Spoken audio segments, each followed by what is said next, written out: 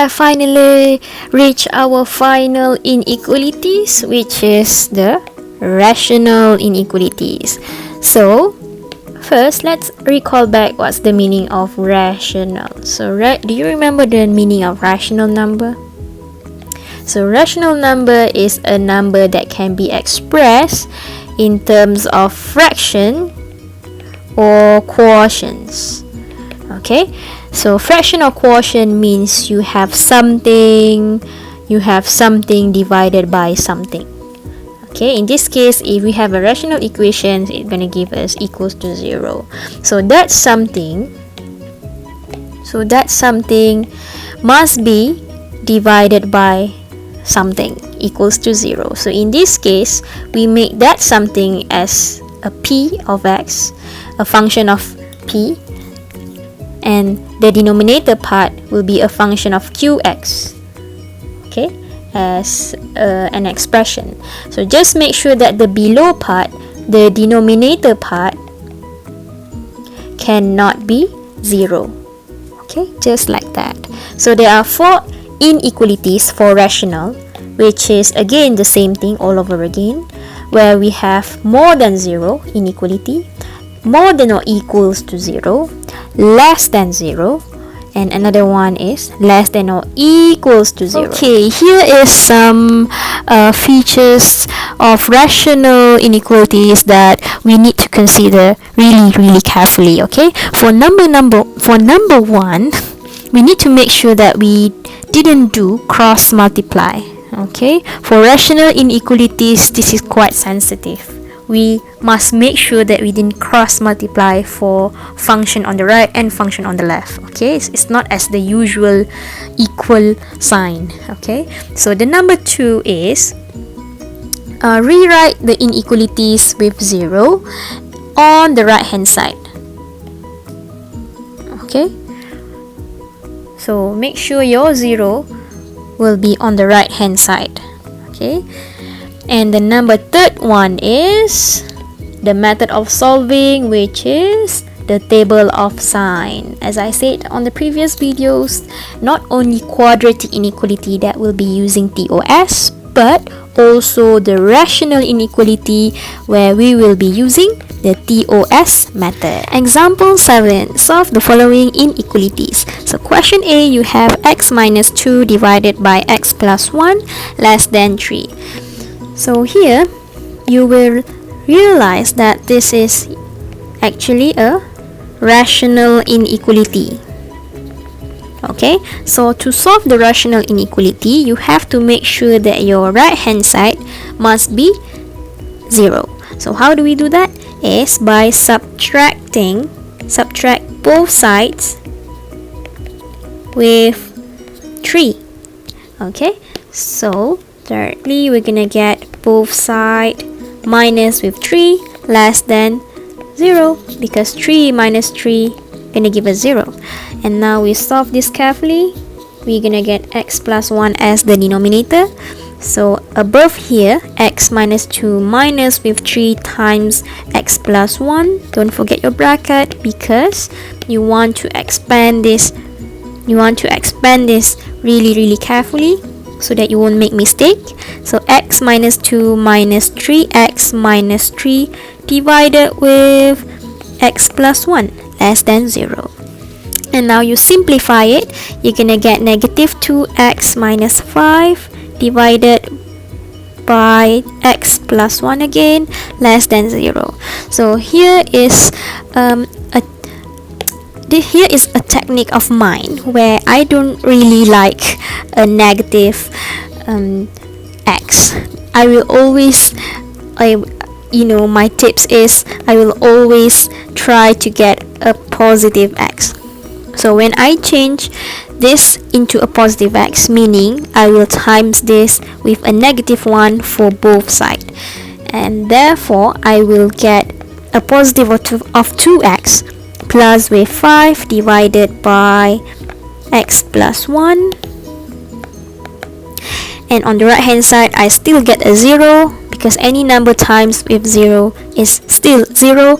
And now here is where I need to be really carefully. I must change I must also change the symbol from less than to more than. Okay, now we need to find the value of x. So the way to find the value of x is by making both factors equal them to be 0 just for a moment.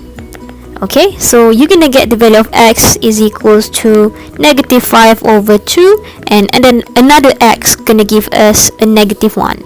So these two values of x gonna help us match in the table of sign. Okay, so this is the table of signs, where inside of this table of sign we're gonna have intervals as usual, the value of x within each range, and then a factor from the inequality.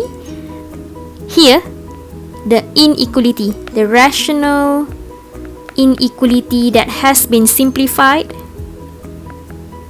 Okay, your focus is only at this part. My dear brothers and sisters, please focus at this inequality only. Okay, forgot about the original part. So this is very important for you to focus on. Right, the next factor will be x plus 1, and then your simplified rational inequality, which is this one. Right, now this is the moment where you put your value of x. Your value of x here, which is -5/2 and -1. Which one is the smallest? You're going to put it in front. So this is -2.5. So -2.5 is much smaller. That's why you're going to put it in front here. Or I would write it as 5/2 instead lah. It's easier. And here is the -1 will be at the back part. And now this is the moment where we put in the value in the middle part first, because it's easier like that. And then don't put the bracket yet, just leave it there for a moment. And then on the right hand side we're gonna have a -1 to the positive infinity, and on the left hand side it's gonna come from a negative infinity to this number, which is -5/2. Again, don't put the bracket yet. We have to determine it from our important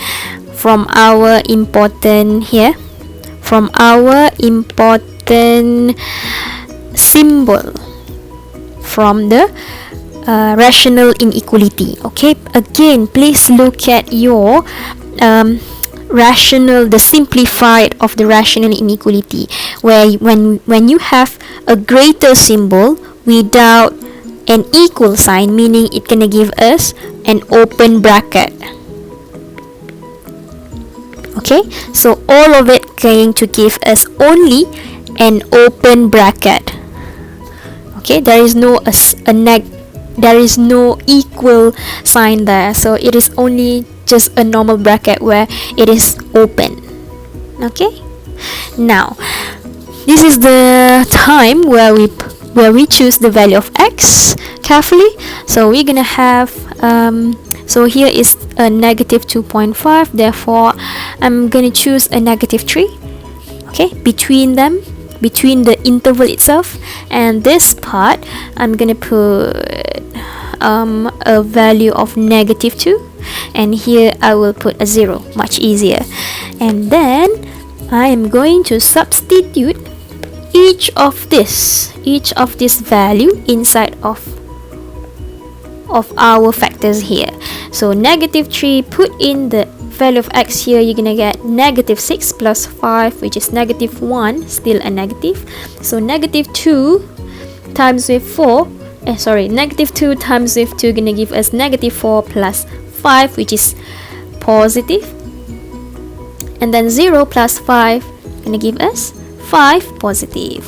Here -3 again plus with 1, -2, still a negative. -2 plus 1 gonna give us a -1, which is negative. And here 0 plus 1 gonna give us positive. Now we're gonna divide this. We're gonna use this both sides and find the answer, because this is a division, isn't it? So negative negative gonna give us a positive, positive negative a negative, positive positive a positive. Therefore, how do we choose our answer? Is by looking at your rational inequality again and again. This is what I meant. Okay, look at your sign again, which is, this is a greater. You know, this green box is really important, because here is where your answer is. So when you have a greater sign, meaning it shows that we're gonna choose a positive sign. So a positive sign is this one and this one. Therefore, our answer is this interval and that interval. Okay, so as a conclusion, our interval form is a negative infinity until negative 5/2, close open bracket, union with a negative 1 until positive infinity. Or in solution set, we're gonna have a curly bracket where x such that the x is going to the left, which is less than a negative 5/2, or x is more than negative 1 to the right until they reach the infinity.